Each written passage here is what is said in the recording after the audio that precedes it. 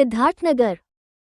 मौनी अमावस्या के दिन संगम स्नान की पवित्र लालसा लेकर 65 साल की सावित्री प्रयागराज गई, मगर नियति का खेल देखिए।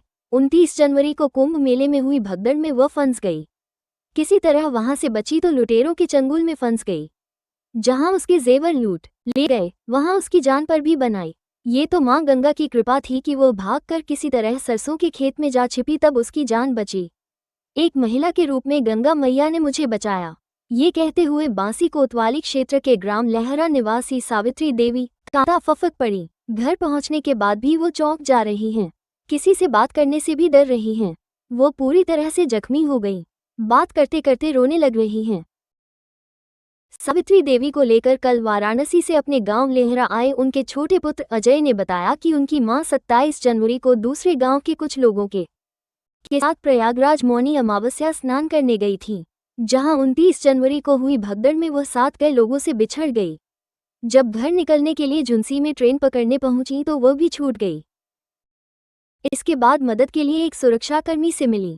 सुरक्षाकर्मी ने एक व्यक्ति से कहा कि माताजी को शिविर में पहुंचा दो, वहां से इन्हें इनके घर भेज दिया जाएगा। वो युवक दूसरी ट्रेन में सवार हुआ और दूसरे स्टेशन पर उतरा, जहां उसके साथ कई महिलाएं थीं। इसके बाद उन्होंने मंगलसूत्र, गले की मक्खी, टप्स और पायल आदि ले लूट लिया। हमने कहा कि मुझे जाने दो, लेकिन वे लोग मारने लगे। कोई कहने लगा जान से मार दे, तो कोई आंख फोड़ने या कोई गर्म पानी डाल देने की बात कर रहा था। वे सब कह रहे थे कि बुढ़िया बचकर चली जाएगी तो पुलिस को बता देगी। मैं उनसे जान की भीख मांगती रही, लेकिन वे मानने को तैयार नहीं थे। अंधेरा हो चुका था। इसी बीच लघुशंका के लिए जाने की बात कहकर निकली और पास सिवान में सरसों के खेत में छिप गई। वे सभी बाइक से और पैदल मुझे ढूंढते रहे, लेकिन ढूंढ नहीं पाए।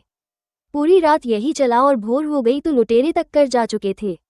सुबह उसी गांव की एक महिला ने देखा तो मुझे अपने साथ लिया और गांव के एक ठाकुर के यहाँ लेकर गई, जहां उन्होंने स्नान करवाया, नया वस्त्र दिया।